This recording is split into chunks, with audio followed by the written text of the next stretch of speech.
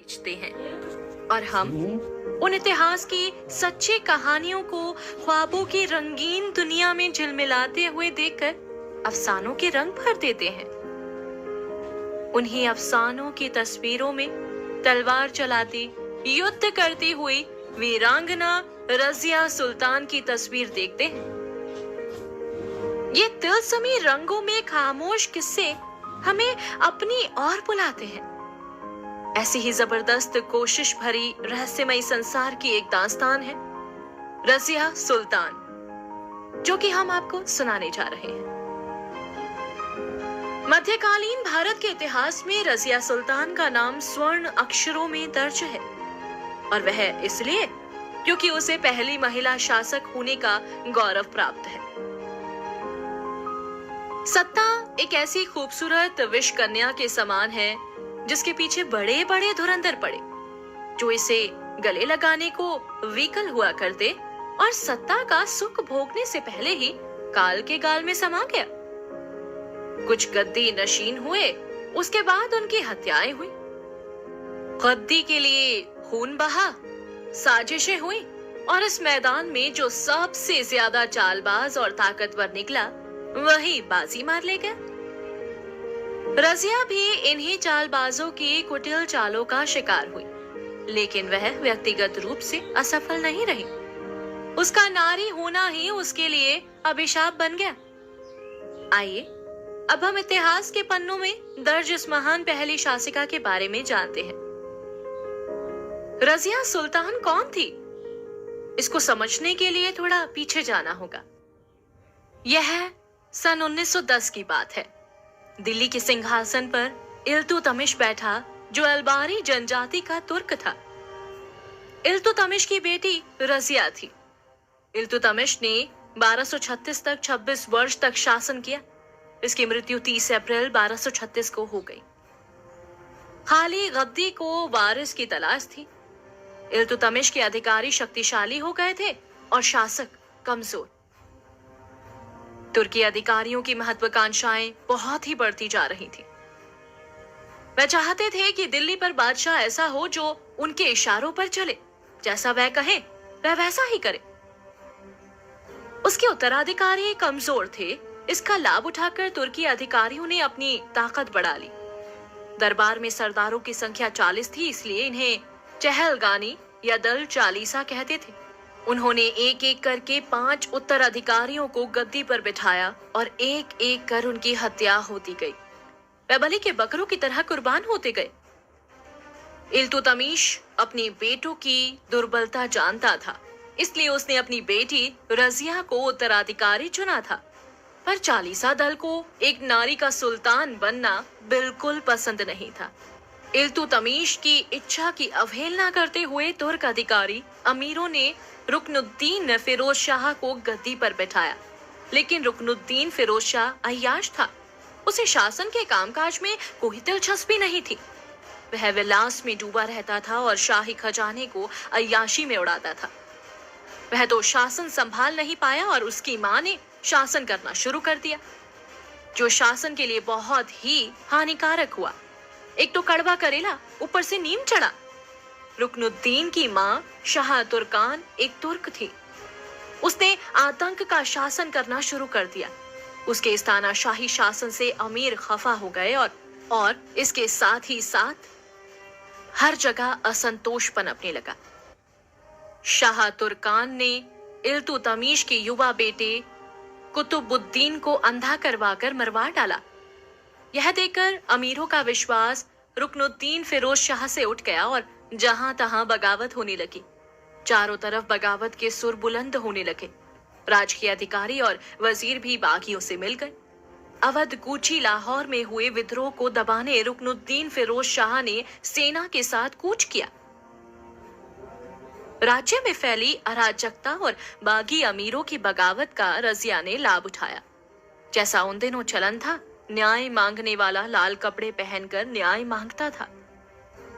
रजिया ने बड़ी चतुराई से जनता के दिल में पहुंचने का रास्ता बनाया। उसने लाल और फटे पुराने कपड़े पहने और जब जनता जुम्मे की नमाज के लिए जमा हुई तो उसने जनता के सामने जाकर अपनी बात कही। जनता के बीच अपना समर्थन बनाया, अपने ऊपर हो रहे अन्याय को सबके सामने रखा और आतंक के साथ से मुक्ति दिलाने की बात कही। अपनी सौतेली माँ की साजिशों के बारे में जनता को बताया तो जनता के मन में हमदर्दी पैदा हुई। रजिया को इस हालत में देखकर और उसकी बातों को सुनकर रजिया की बातों को तगड़ा असर पड़ा। जनता ने पूरा समर्थन व सहयोग देने का भरोसा दिया। न केवल यह हमदर्दी बल्कि रजिया और जनता के बीच एक भरोसा और सहमति भी थी। जनता ने उसे मौका दिया कि मर्दों की तरह अपने आप को सिद्ध करके दिखाए। उसने कहा था कि अगर आप एक अच्छे शासक के गुणों को मेरे अंदर ना देखें तो मेरा सिर कलम कर दे। जनसमूह ने महल पर आक्रमण कर दिया और सेना की सहायता से शाह तुर्कान को कैद कर लिया और रजिया की जीत हुई। जनता उसके साथ थी। रुकनुद्दीन जब दिल्ली लौटा तो रजिया गद्दी नशीन हो चुकी थी। जनता ने उसको कोई समर्थन नहीं दिया, उसे बंदी बना लिया गया और 9 नवंबर 1936 में दोनों माँ बेटे को मार डाला गया। सेना और अमीर रजिया से मिल गए। मौका था, दिमाग था और साथ ही साथ में हिम्मत थी जो रजिया को सुल्तान बनाने के लिए काफी थी। यह घटना इतिहास में इस बात के लिए दर्ज है कि उत्तराधिकार की लड़ाई में पहली बार जनता ने किसी उत्तराधिकारी को पूर्ण सहयोग दिया था। जब तक रजिया राजधानी में रही तब तक किसी का कोई भी विद्रोह सफल नहीं हो पाया और रजिया के चारों तरफ सुरक्षा चक्र का घेरा बना रहा। जनता रजिया का साथ दे रही थी तो रजिया ने भी अपना वादा निभाया।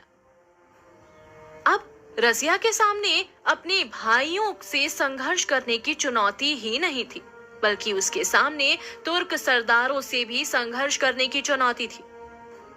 वह सरदार रजिया को गद्दी पर बैठा हुआ देखना नहीं चाहते थे।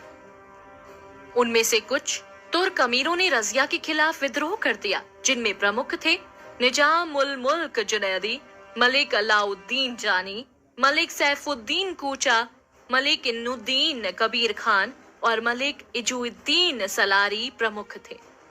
उनकी बगावत को दबाने के लिए रजिया अपनी सेना लेकर निकल पड़ी और यमुना के किनारे अपना शिविर लगाया। अपनी गजब की कूटनीति का खेल दिखाकर उसने इनुद्दीन कबीर और मलिक इजुद्दीन सलारी को गुप्त रूप से अपनी ओर मिला लिया। अब रजिया का पलड़ा भारी हो गया। उसने मलिक सैफुद्दीन कूची और उसके भाई फखरुद्दीन को पकड़कर मरवा दिया।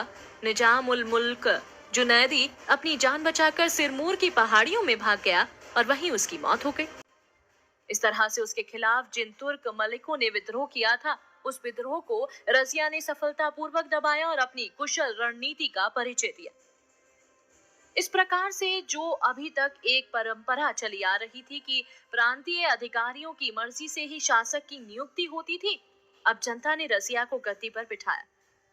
रजिया की नियुक्ति से यह परंपरा हट गई और इस बगावत को सफलतापूर्वक दबाने में यह हुआ कि लखनौती से देवल तक सारे मलिक और अमीरों ने उसकी सत्ता स्वीकार कर ली। रजिया ने सिद्ध कर दिया था वह अपने भाइयों से योग्य थी। उसमें योग्य शासक के सभी गुण थे। उसने अपने स्त्री होने को कमजोरी बनकर आड़े नहीं आने दिया। वास्तव में वह स्त्री बनकर नहीं बल्कि पुरुषों की ही भांति वीरता दिखाते हुए उसी तरह शासन करना चाहती थी। रजिया पर्दा नहीं करती थी और जनता के सामने पुरुष वेश में पुरुषों की पोशाक लबादा टोपी पहनकर आती थी और जनता से सीधा संवाद करती थी। इस तरह से उसका जनता में विश्वास और सौहार्द था। उसका इस तरह से मर्दाना वेश में खुले दरबार में बैठना दरबारी चालीसा दल के अधिकारियों को बहुत नागवार लगता था। उन्हें किसी स्त्री के सामने झुकना अपमानजनक लगता था। दूसरे रजिया सुल्तान अपने नियमों के अनुसार चलती थी। वह सरदारों की कठपुतली बनकर नहीं चलती थी। उस पर दरबार के अमीरों का कोई शासन नहीं था। इसके विपरीत वह उन पर शासन करती थी। इस कारण पर मन ही मन रजिया से खिलाफ हो गए थे। रजिया ने इख्तियारुद्दीन ऐतगीन को अमीर हाजिब का ऊंचा पद दिया। अबिसिनिया के याकूत को अमीर आखुर अर्थात घुड़शाला का प्रधान नियुक्त किया। इजुद्दीन कबीर खान को रजिया ने लाहौर का अख्तादार यानी सूबेदार बनाया। यह विडंबना थी कि रजिया ने जिसके ऊपर उपकार किया उसी ने उसको धोखा दिया। इसी परंपरा का पालन करते हुए इजुद्दीन कबीर ने भी सूबेदार का पद पाकर रजिया के खिलाफ विद्रोह कर दिया, लेकिन उसका विद्रोह दबा दिया गया और रजिया ने उसे सूबेदारी से हटा दिया। अतः वह भी रजिया के खिलाफ हो गया। इसीलिए चहलगानी या चालीसा दल के तुर्क सरदार गैर तुर्कों की इन नियुक्तियों से बहुत खफा हो गए। रजिया इनका प्रभाव तोड़ना चाहती थी, इसलिए उसने इन सरदारों की कोई नियुक्ति नहीं की थी। जिन प्रांतीय अधिकारियों ने रजिया को गद्दी नशीन होने पर विद्रोह किया था, विद्रोह असफल होने पर सभी को पता चल गया था कि दरबारी सरदारों की मदद के बिना वे रजिया का कुछ नहीं बिगाड़ सकते थे। इसलिए अगर प्रांत के तुर्क और चालीसा के दरबारी तुर्क मिल जाएं तो विद्रोह सफल होगा। दूसरे, रजिया को जन समर्थन प्राप्त था, राजधानी में उसका कुछ नहीं बिगाड़ा जा सकता था। इसलिए एक षड्यंत्र के तहत गुप्त रूप से प्रांतीय तुर्क और दरबारी तुर्क आपस में मिल गए और उन्होंने योजना बनाई कि रजिया को राजधानी से बाहर लाया जाए। भीतर ही भीतर योजना बन गई थी और रजिया को इसकी भनक भी नहीं थी। बस अब इस योजना को अमली जामा पहनाने की ताक थी। सभी साजिशकर्ता तुर्क मौके की तलाश में थे कि रजिया को बाहर लाया जाए। जल्दी ही मौका आ भी गया। रजिया ने ऐतगीन को बदायूं का सूबेदार बनाया और फिर अमीर हाजिब जैसा ऊंचा पद दिया। इल्तुतमिश के एक और अमीर सरदार इख्तियारुद्दीन अल्तुनिया को रजिया ने पहले बरन और फिर तबर हिंद यानी भटिंडा का सूबेदार बनाया, लेकिन रजिया को मारने में इन दोनों का हाथ रहा। रजिया के इतने उपचारों के बदले इन दोनों ने उसके लिए विश्वासघात का तोहफा दिया। अप्रैल 1240 में अल्तुनिया ने विद्रोह कर दिया और भीतर ही भीतर राजधानी के कुछ अमीरों को अपनी ओर मिला लिया। अल्तुनिया के विद्रोह को दबाने के लिए रजिया तबर हिंद की ओर बढ़ी। मदद के लिए याकूत साथ में ही था। तुर्क सरदारों ने रजिया के मददगार याकूत की धोखे से हत्या कर दी और रजिया को कैद कर लिया। चालीसा के तुर्क सरदारों को अपनी खोई हुई ताकत मिली। उन्होंने अपने अधिकारों का उपयोग करते हुए दिल्ली की गद्दी पर रजिया के भाई मोहिउद्दीन बहराम शाह को गद्दी पर बैठा दिया। दिल्ली के प्रभावशाली सरदारों ने खास खास पद पर आपस में बांट लिए।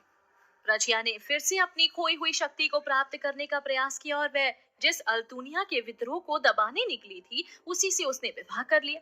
लेकिन बहरम शाह से उसकी लड़ाई हुई। इस लड़ाई में रजिया और अल्तुनिया को बहराम शाह ने हरा दिया। रजिया और अल्तुनिया कैथल की ओर भागे, जहां जाटों से उनकी लड़ाई हुई और कैथल में उनकी हत्या कर दी गई। रजिया ने 3 वर्ष 6 महीने और 6 दिन शासन किया। इतिहासकार मिनहाज ने लिखा है कि सुल्तान रजिया एक महान शासक थी। वह बुद्धिमान, न्यायप्रिय, उदारचित्त और प्रजा की शुभचिंतक प्रजापालक थी। अपनी सेनाओं की नेता थी। उसमें बादशाहों वाले सभी गुण विद्यमान थे सिवाय नारित्व के, और इसी कारण मर्दों की दृष्टि में उसके ये सब गुण बेकार थे। निसंदेह वह इल्तुतमिश के उत्तराधिकारियों में सबसे योग्य और प्रशंसनीय गुणों से युक्त थी। वह जितनी महान सुल्तान थी उतनी ही योग्य नारी भी थी। तुर्क अधिकारियों को उसके शासक के रूप में सभी गुण पसंद थे, लेकिन उन्हें उसके नारित्व से घृणा थी। याकूत, जो कि अबिसीनिया का निवासी था, उस पर रजिया की विशेष कृपा थी और वह इसलिए थी कि उसके गद्दी नशीन होने में याकूत ने उसका बहुत साथ निभाया। तभी से रजिया की उससे बहुत नजदीकियां बढ़ गई थी। वो उसका बहुत विश्वास पात्र था। अमीरों की दृष्टि में याकूत से उसके करीबी संबंध निंदनीय थे। उनकी समझ में वह गैर तुर्क से अपने करीबी संबंध रखते हुए तुर्कों के नियम के विरुद्ध चल रही थी। याकूत से रजिया की निकटता ही उसके पतन का कारण बनी। दूसरा मुख्य कारण यह था कि दरबार के तुर्क सरदारों की बढ़ती शक्ति को संतुलित करने के लिए उसने सभी महत्वपूर्ण पदों पर गैर तुर्कों को आसीन किया था और उनके खिलाफ दूसरा वर्ग तैयार कर लिया था, ताकि उनकी ताकत कम रहे और उनका दबाव खत्म हो जाए। यह काम रजिया के लिए घातक सिद्ध हुआ। यह भी चर्चा का विषय है कि दास याकूत के साथ रजिया के प्रेम संबंध थे या नहीं। याकूत का रजिया के जीवन में बड़ा महत्व था। इल्तुतमिश के समय ही याकूत घोड़ों की देखभाल करने वाला गुलाम था, जो इल्तुतमिश को घोड़े पर बैठाने में मदद करता था। इल्तुतमिश ने और याकूत ने रजिया को घुड़सवारी, युद्ध कला, तलवारबाजी आदि कलाओं में दक्ष किया था। याकूत इल्तुतमिश का अत्यंत वफादार था। इल्तुतमिश की मृत्यु के बाद रुकनुद्दीन को गद्दी से उतारने में और रजिया को गद्दी नशीन कराने में याकूत की पूरी मदद थी। इसीलिए रजिया सबसे ज्यादा उसी पर भरोसा करती थी। रजिया के खिलाफ मलिक अमीरों के षड्यंत्रों ने उसके रहे सहे भरोसे को भी तोड़ डाला। अब वह कोई भी काम याकूत की सलाह के बिना नहीं करती थी। याकूत जैसे जान न्यौछावर करने वाले स्वामी भक्त दास ने भी अपना पूरा फर्ज निभाया और अंत समय तक अपना साथ दिया। अंततः उसकी साजिश में ही हत्या भी हुई। रजिया का याकूत के पास वक्त बेवक्त जाना और उसके बिना कोई कदम ना उठाना अमीरों के इस विश्वास को बढ़ावा देने लगा कि रजिया याकूत से प्रेम करती है। हालांकि इस मत को पुष्ट करती हुई कथाओं में रजिया याकूत का प्रेम संबंध दर्शाया गया है। रजिया सुल्तान नामक फिल्म भी बनी है जिसमें हेमा मालिनी ने रजिया का अभिनय किया है और धर्मेंद्र ने काले रंग से पुते याकूत का अभिनय किया है। इनमें रजिया के बारे में जो सच्चे तथ्य हैं उन्हें दूर रखा गया है, कल्पना का सहारा अधिक लिया गया है और रजिया की छवि को बिल्कुल बदल दिया गया है। रजिया ऐसी कभी नहीं थी कि वह रेत के टीलों में विलाप करे और गाना गाए, चाहे वह दिले नादान जैसा कितना ही शानदार क्यों ना हो। इल्तुतमिश उसे अपने 20 बेटों के बराबर मानता था। एक सीरियल का भी निर्माण होने जा रहा है। इसमें भी तथ्यों से दूर रजिया और याकूत की प्रेम कहानी को ग्लैमर के रंग में डुबोकर दिखाया जाएगा, परंतु इतिहासकार इस मत से सहमत नहीं है। उनका कहना है कि तुर्क सरदार देखते थे कि रजिया याकूत के हाथों पर पैर रखकर घोड़े पर चढ़ती थी, जबकि गैर मर्द को छूना और मेल मिलाप तुर्की असूलों के खिलाफ था। पर वह यह भूल गए थे कि यह तो याकूत का काम था। याकूत तो इल्तुतमिश को भी इसी प्रकार से घोड़े पर चढ़ाने में मदद करता था। दूसरे, रजिया सामान्य नारी नहीं थी जो पर्दे में रहकर गैर मर्द का मुंह भी नहीं देखती। वह पूरी दिल्ली सल्तनत की सुल्तान थी और स्वयं पूरा राजकाज देखती थी। तो यह प्रमाण नहीं है कि उसके याकूत से प्रेम संबंध थे। ये सारी बातें सरदारों की जलन के कारण थी और यह अहंकार था जो यह सहन नहीं कर सकता था कि उनकी अधीनता छोड़कर कोई स्त्री गैर तुर्की को सहायता से शासन करे, अपना अलग गुट बनाए। वास्तव में यह लड़ाई नस्ल की लड़ाई थी, वंशवाद की भावना थी, जिसमें तुर्कों की याकूत के प्रति नफरत उफन रही थी। जितना रजिया याकूत को सम्मान देती जा रही थी, उतना ही तुर्क याकूत से नफरत कर रहे थे। इस जातीय लड़ाई में एक तरफ रजिया याकूत और गैर तुर्क अधिकारी थे, तो दूसरी ओर प्रांतीय तुर्क अधिकारी और दरबारी चहलकानी या 40 दल के सरदार थे। उन्होंने रजिया के चरित्र पर कीचड़ उछालना शुरू कर दिया और यह कहकर कि यह हमारे तुर्कों के उसूलों के खिलाफ है। इस दुष्प्रचार से जो रजिया के हमदर्द और समर्थक थे वह भी उसके खिलाफ हो गए और इन अमीरों को विद्रोह करने का मौका मिल गया। उनका षड्यंत्र कामयाब हुआ और रजिया का अंत हुआ। उसे उसकी स्त्री होने का दंड मिला। ऐतिहासिक तथ्यों में देखें तो वास्तव में रजिया चरित्रहीन नहीं थी, वह कुशल प्रशासक थी। उसने अपने शासनकाल में जनता की भलाई के लिए बहुत से काम किए थे और इन कामों में जनता को बहुत राहत मिली। उसने व्यापारिक मकसद से बहुत सी इमारतों का निर्माण करवाया। उसने परिवहन व्यवस्था सुचारू रखने के लिए सड़कें बनवाई, सिंचाई के लिए कई कुआं खुदवाए, बहुत से विद्यालयों, संस्थानों, खोज संस्थानों तथा राज्य के पुस्तकालय का निर्माण करवाया। उसने सभी संस्थानों में मुस्लिम शिक्षा के साथ साथ हिंदू शिक्षा का भी इंतजाम किया था। उसने कवियों, कलाकारों और संगीतकारों का भी प्रोत्साहन किया। इस महान सुल्ताना की कब्र के बारे में विवाद भी चर्चित है। रजिया सुल्तान और उसके कथित प्रेमी याकूत की कब्र पर अलग अलग 3 जगह का दावा किया जा रहा है। कैथल, दिल्ली एवं टोंक अपना अपना दावा कर रहे हैं। इन सभी मजारों पर अरबी फारसी में रजिया सुल्तान लिखा हुआ तो मिला है, पर कोई ठोस प्रमाण नहीं मिला है। राजस्थान के टोंक में रजिया और याकूत की मजार के कुछ ठोस प्रमाण मिले हैं। यहाँ पर पुराने कब्रिस्तान के पास एक विशाल कब्र है जिस पर सल्तने हिंद रजिया खुदा हुआ है। पास में एक छोटी सी मजार और है जो संभवतः याकूत की हो सकती है। अपनी बनावट और विशाल आकार के कारण उसे सुल्ताना की मजार माना गया है।